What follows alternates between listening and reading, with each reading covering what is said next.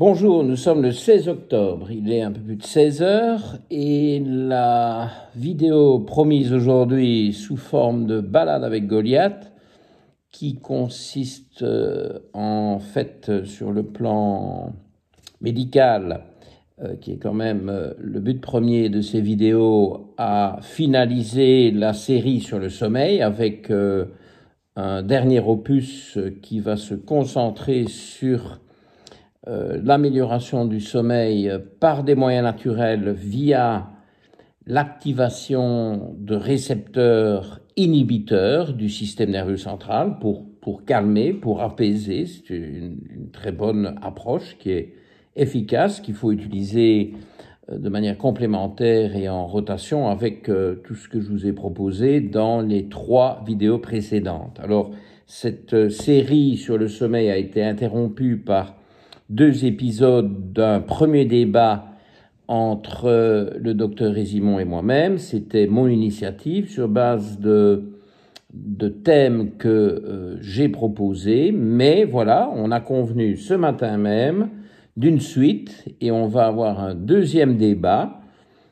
La date exacte reste à préciser, mais dans pas trop longtemps, peut-être au mois de novembre. Et bon, là, c'est un thème qui sera amené par Stéphane Résimon et auquel je réagirai. Donc, on va un peu inverser les rôles parce que pas mal d'entre vous ont trouvé que c'était un débat un peu déséquilibré, mais il faut remettre ça dans le contexte. C'était moi, si vous voulez, qui venais avec mes obsessions. Alors, je ne sais pas si Stéphane Résimon a des obsessions, probablement parce qu'on en a tous. Maintenant, il ne s'est pas encore prononcé sur le thème choisi. Il a dit qu'il y réfléchissait. Bon, le suspense est total. Et donc, je vous tiendrai au courant de la suite de tout cela. Nous avons également au programme le 4 novembre un webinaire assez innovant, toujours avec le docteur Simon Van Averbeek, qui est maintenant mon partenaire attitré dans les webinaires, qui s'occupe plutôt des références bibliographique, donc de tout ce qui est publié, en particulier sur PubMed, pour apporter l'éclairage scientifique à ces webinaires. Mais nous aurons 2 invités exceptionnels, un naturopathe fonctionnel et une conseillère en nutrition. Vous aurez très bientôt, je pense même le temps de voir cette vidéo, que vous aurez déjà accès via mon profil Facebook à une réservation donc pour pouvoir assister via un lien Zoom au webinaire en question. Donc voilà, il y a pas mal d'activités pour cet automne. Et j'enchaîne parce que justement, parlant du Dr Van Averbeek et de son fonctionnement scientifique dans ses webinaires, et notamment dans le dernier qu'on a fait sur le SIBO, où il avait vraiment ratissé toute la littérature récente qui est très évolutive, et donc c'est quand même très important de se tenir à jour. Eh bien, pour ce dernier opus sur le sommeil, et c'est bien pour ça qu'il n'y a pas de promenade dans la nature, voilà, j'ai mon bureau plein de papiers, encore une fois. J'ai le petit Goliath qui se lamente quelque part là, près de la porte d'entrée, parce que il attend sa promenade. Goliath, viens mon poulet. Oh. Oui, moi je voudrais bien faire la promenade aussi, ils sont tous là, regardez-le. Regardez-le, impatient, se demandant ce qu'on fabrique ici.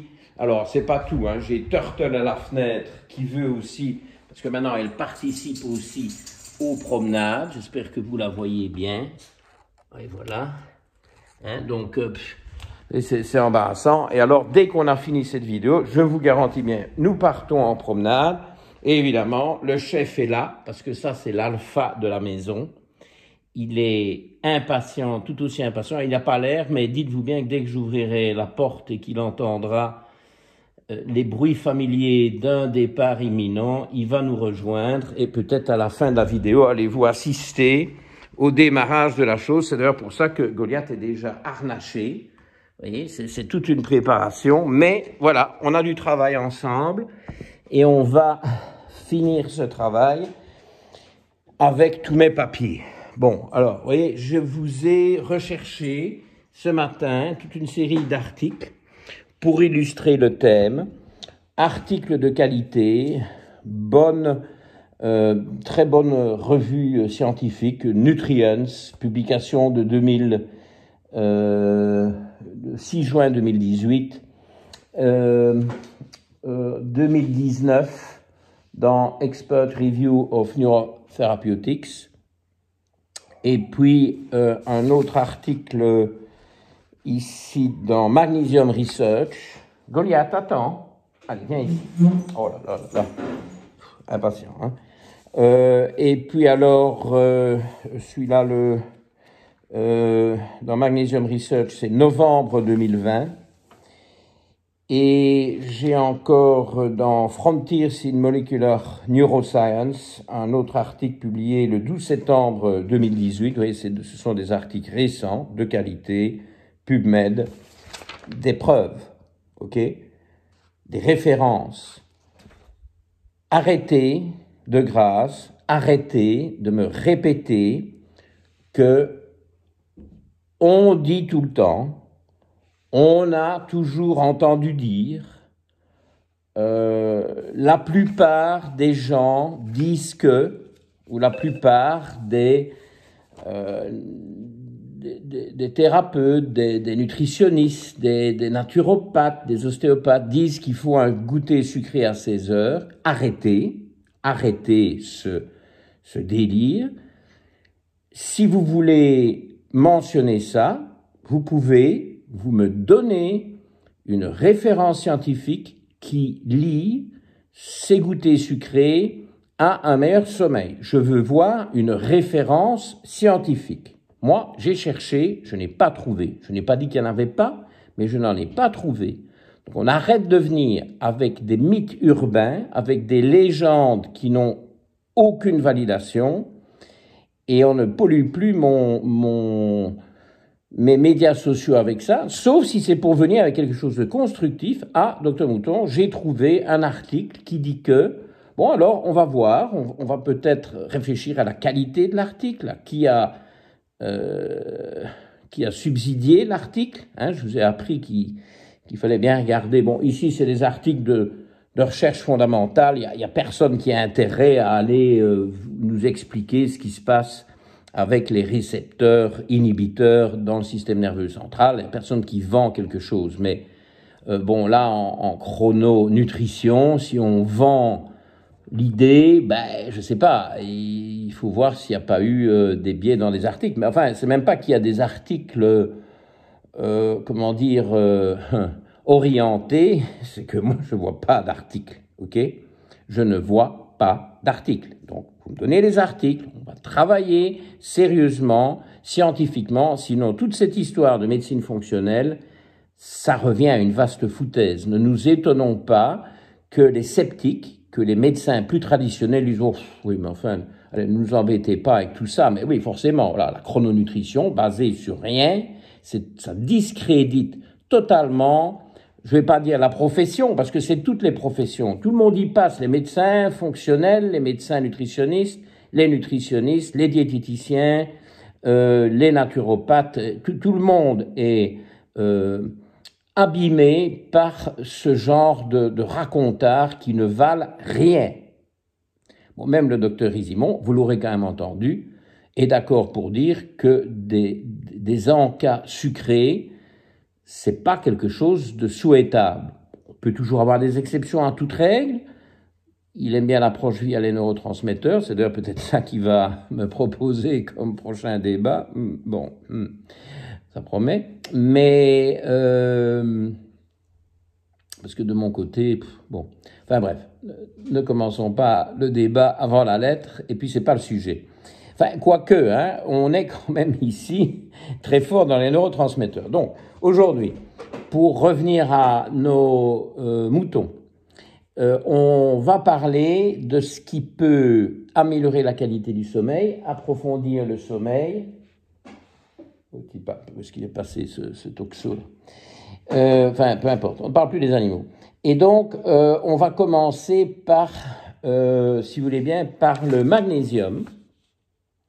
Parce que, et là, j'avais un vague souvenir, mais j'ai dû quand même repotasser mes trucs. Le rôle du magnésium dans les désordres neurologiques. Bon. Très intéressant article dont j'ai le full texte. Et voilà, je vous dis quand même l'essentiel. Un des rôles majeurs du magnésium dans le système nerveux est dû à l'interaction du magnésium avec ce qu'on appelle le récepteur NMDA. Bon, c'est technique, c'est un récepteur qui est activé par une substance, je crois qu'il n'est même pas naturelle, qui est le N-méthyl-D-aspartate. Enfin, il y a tout un tas de récepteurs proches les uns des autres, donc n'entrons pas dans ces détails, c'est une complexité abominable, c'est pas pour vous, mais c'est pas pour moi non plus. Enfin, ce récepteur NMDA est le récepteur typiquement activateur. Donc, c'est pas du tout ce qu'il faut activer quand il s'agit d'aller dormir et de calmer le jeu. Et c'est pour ça que le magnésium est intéressant le soir au coucher, parce qu'il sert de bloqueur pour ce récepteur. Alors, la raison est élégante. Le magnésium est ici, voilà, ça c'est le récepteur, vous voyez, ça c'est la membrane. Le récepteur est là, en plein milieu. Le magnésium est vraiment central dans tout le dispositif. S'il y a du magnésium, le passage ici est fermé et donc le récepteur n'est pas activé. S'il y a un manque de magnésium et qu'il n'y a pas de magnésium ici, tout se met en train et donc il y a une activation de ce récepteur neuroexcitateur.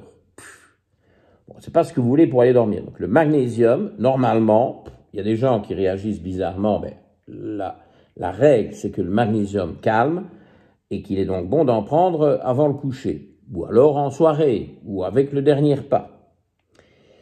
Bon, alors, petite anecdote, un des ligands, donc une des molécules qui déclenche ce récepteur, donc ça c'est vraiment l'activation de ce récepteur excitatoire, c'est le glutamate. Vous voyez, il était écrit ici glutamate. C'est le glutamate, et donc le glutamate est une substance neuroexcitatrice. C'est pour ça, si vous voulez bien prendre note, parce que je suis constamment interrogé par des patients qui ont des leaky gut, une perméabilité intestinale augmentée, au sujet de la L-glutamine. Ils sont tous totalement obsédés par l'idée de prendre de la L-glutamine. Bon, moi, je ne suis pas un grand partisan de la L-glutamine.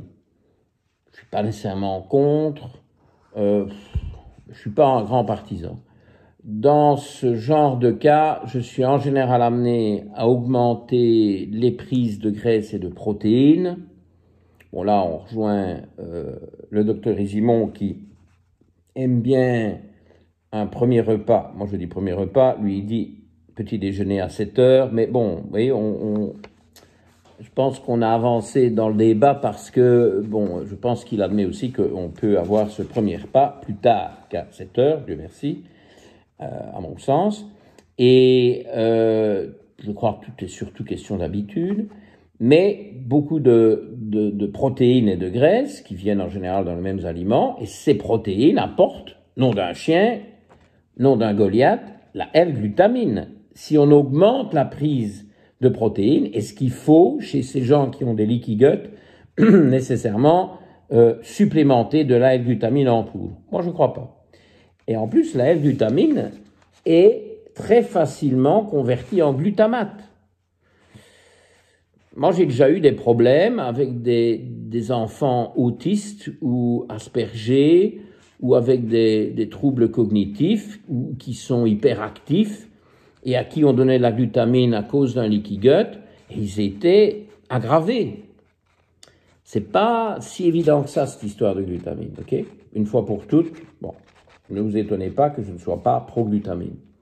Bon, alors, il y a l'horreur, ici, ça c'est l'horreur.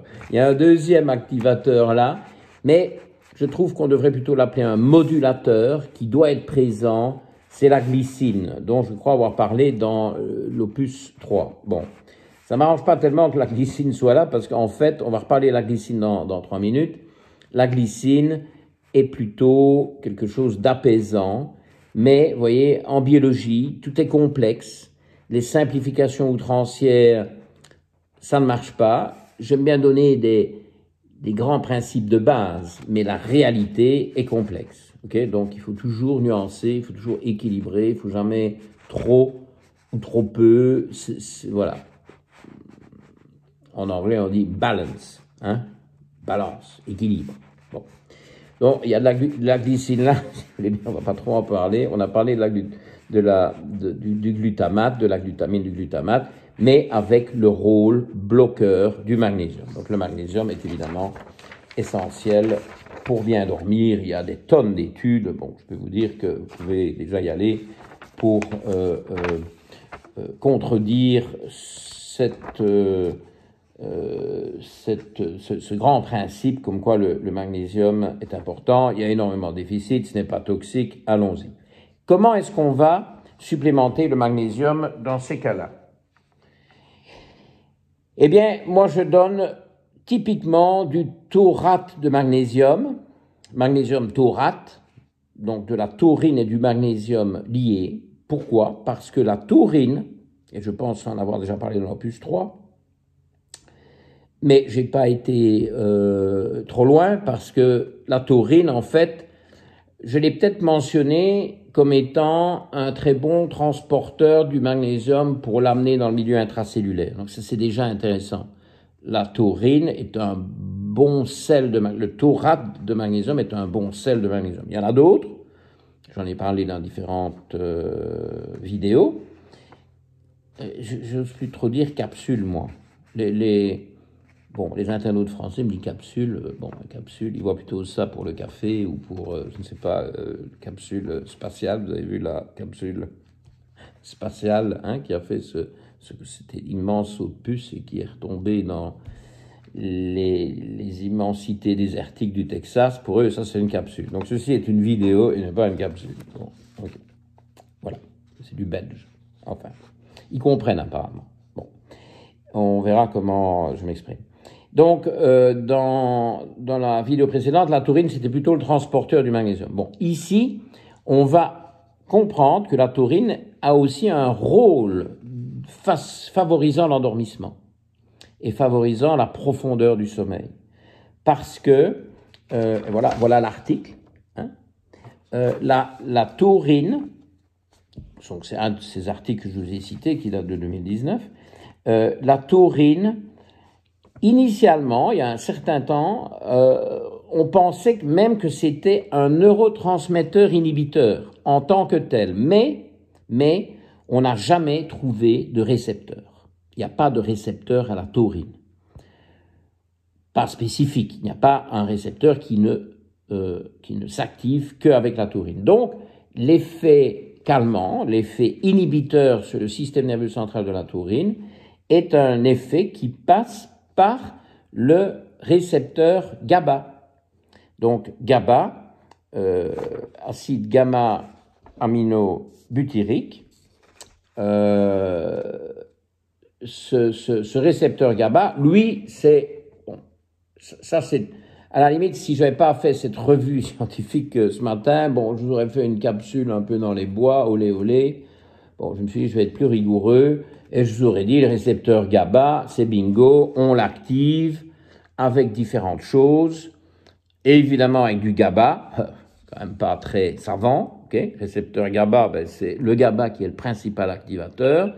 Entre parenthèses, tous les somnifères chimiques sont tous les activateurs des différents types de récepteurs GABA, parce qu'il y a toute une déclinaison de récepteurs voisins les uns des autres avec des propriétés et avec des localisations dans le cerveau différentes, et donc il y a tout un... C'est extrêmement sophistiqué, mais en gros, quand on active le récepteur GABA, on fait dormir. C'est le principe des somnifères qui augmente le risque de neurodégénérescence, qui augmente le risque de maladie d'Alzheimer, qui ne sont pas des solutions, surtout pas à long terme. Pour être une solution à court terme, pour des circonstances spéciales, certainement pas de manière chronique. Niet. Donc c'est pour ça qu'on parle de tout ceci. Et donc, on est dedans, là on parle des récepteurs GABA. Qu'est-ce qui va activer les récepteurs GABA? Le GABA, moi je donne 300 mg, 600 mg parfois de GABA au coucher, Ça donne très très bien sur de nombreux patients, chez qui c'est absolument bingo. Les patients qui sont très nerveux, qui ont des gros problèmes d'anxiété, de nervosité anormale, etc., je peux donner du GABA pendant la journée aussi, ça ne dérange pas. Toxicité, je trouve pas. Parfois, il y a des gens qui n'aiment pas, ben, voilà, ils arrêtent. Mais des risques, bon, pas vraiment. Alors, il y a beaucoup de discutailleries, j'ai envie de dire, sur le fait que le GABA traverse, oui ou non, la barrière hémato-encéphalique, etc. Bon, comme en général, on a affaire à des patients qui ont un certain degré de perméabilité intestinale. En tout cas, tout le monde est d'accord pour dire que s'il y a une perméabilité de la muqueuse intestinale, il y a aussi une perméabilité de la barrière hémato-encéphalique, et donc le GABA agit. Bon, maintenant, rien n'empêche d'essayer du GABA. Si ça n'agit pas, on peut se dire que c'est parce qu'il ne passe pas la barrière hémato-encéphalique et donc qui ne percute pas les récepteurs GABA au niveau du cerveau parce qu'il n'y accède pas. Bon, voilà, donc on essaye, ça ne marche pas, ben voilà, on a consacré un tout petit budget à acheter une boîte de GABA et on est un peu déçu de l'effet. Mais bon, en général, il y a beaucoup plus de gens qui sentent un effet, parfois insuffisant, donc il faut parfois le cocktailiser, doubler la dose, mais c'est une piste intéressante. Et pour revenir à ma taurine, ça je savais quand même, je savais quelque chose, mais ce qui suit, je ne savais pas, donc j'ai appris ce matin. La taurine est un activateur du récepteur GABA. Voilà, bingo. Donc, magnésium et taurine, magnésium taurate, multiples effets. On inhibe des récepteurs, on freine, on bloque des récepteurs activateurs, excitatoires, et on active le fameux récepteur GABA qui est plutôt, lui, calmant, inhibiteur. Voilà. C'est pour ça que le magnésium taurate, c'est... Mais il y a un petit nouveau qui se dessine et je vais le tester. Je vais commencer par le tester sur moi. Si je survis à l'expérience, ce qui est probable, sinon je ne le testerai pas, je le testerai sur des patients chez qui on n'arrive à rien. Bon, voilà. C'est sans risque, c'est safe, c'est publié, novembre 2020, voilà un bon article qui est rassurant, il s'agit, bon je vous dis tout de suite que l'article plein, il s'agit d'utiliser un magnésium taurate plus sophistiqué qui est de l'acétyltaurinate de magnésium, qu'on appelle, je crois que c'est l'appellation commerciale ATAMG, acétyltaurinate de magnésium, ATAMG. Donc moi je vais commencer à essayer ça. On en dit du bien. Je connais des patients qui ont fait des essais, qui ont l'air satisfaits. Donc on va vraiment essayer ça. Et l'idée c'est d'ajouter un radical acétyl, il y en a même deux, collé sur la taurine. Et ça augmente le caractère lipophile. Donc, la taurine, qui n'est pas très lipidique, plus hydrophile, va mieux entrer dans le système nerveux central, qui est lipidique, qui est gras. Hein. C'est pour ça que il ne faut jamais oublier que le cerveau est plus fait de graisse que d'autres choses. Et donc, quand les gens mangent trop peu de graisse, ben, c'est vraiment pas une bonne idée. Bon voilà, je ne vais pas plus loin parce que je vous en reparlerai quand je vous fait mes essais, mais vous voyez que taurate de magnésium, et puis maintenant on va voir ce qu'on peut faire. Bon, c'est trop tôt pour vous lancer là-dedans, laissez-moi faire mon travail de recherche, il y aura peut-être d'autres publications qui vont arriver aussi. Pour le moment, c'est pas pour le grand public, mais je vous en parle aujourd'hui, acétyltaurinate de magnésium. Bon, et alors, je reviens à cette glycine dont j'ai déjà parlé la fois dernière parce que c'était un acide aminé, j'avais évoqué les acides aminés, et là, j'étais un peu à côté de mes pompes. Pour moi, la glycine activait aussi le récepteur GABA. Naïvement, je dis la taurine active le récepteur GABA et la glycine active le récepteur GABA. Bon. Non. La glycine n'active pas le récepteur GABA. La glycine active le récepteur à la glycine. Je ne savais pas qu'il y avait un récepteur à la glycine. Donc la glycine, c'est un acide aminé, tout simple, tout ridicule, tout freluquet, c'est le plus ridicule, le plus basique de tous les acides aminés, des 22. Mais la glycine est un neurotransmetteur et active les récepteurs à la glycine. Bon, voilà, je ne savais pas, je n'ai jamais vu ça nulle part. Mais alors, bon, quand j'ai vu évidemment fouiller un peu PubMed et la science pure et dure, un peu gênant, vous voyez, il faut être humble, toujours en médecine et en sciences, de manière générale. Je ne suis pas le seul à le dire d'ailleurs. On a dit ça aussi au sujet du Covid. Et voilà. Donc dans cet article, très bon article, tous ces articles en Frontier, etc., c'est d'excellente qualité, qui date donc de 2018, la glycine et le GABA, acide gamma-aminobutyrique, sont les déterminants majeurs de l'inhibition dans le système nerveux central. Bah, bingo. Mais ça, j'étais d'accord, mais évidemment, ces neurotransmetteurs, donc c'est tous les deux des neurotransmetteurs, ont pour cible des récepteurs respectivement à la glycine et au GABA. Donc, il y a un récepteur à la glycine. Je dis, mais il y a un récepteur à la glycine. Alors, qu'est-ce que je fais dans ce cas-là? Et j'aime bien vous en parler. Eh ben, je me prends pas pour un génie. Je vais sur Wikipédia. Il y a quand même de très bonnes informations sur Wikipédia. Je suis un donneur régulier de Wikipédia. Quand ils font appel à moi, on reçoit un email. Ils sont pas envahissants, hein. C'est une fois par an, deux fois par an, probablement. Eh ben, je verse 20 €. Je suis tout le temps fourré sur Wikipédia, mais pour des références historiques, mycologiques, botaniques, géographiques, tout et n'importe quoi. Donc, j'y suis, je sais pas combien de fois par jour. Pour de la médecine aussi, voilà, récepteur à la glycine, sur Wikipédia, ben, tout est là, voilà. Et le récepteur à la glycine, il me reste quelques secondes pour vous dire ça, est évidemment activé par la glycine, mais devinez quoi? Il est aussi activé par la taurine. Et donc voilà, on a bouclé la boucle, taurine, glycine, GABA, magnésium. Allez-y, utilisez tout ça pour mieux dormir, et essayez d'arrêter vos somnifères, même si ce ne sont que des antihistaminiques. Tout ça, c'est de la... Bon, ben voilà, le temps est écoulé. Et donc, à vendredi prochain avec un sujet qui est pour le moment mystérieux. Au revoir.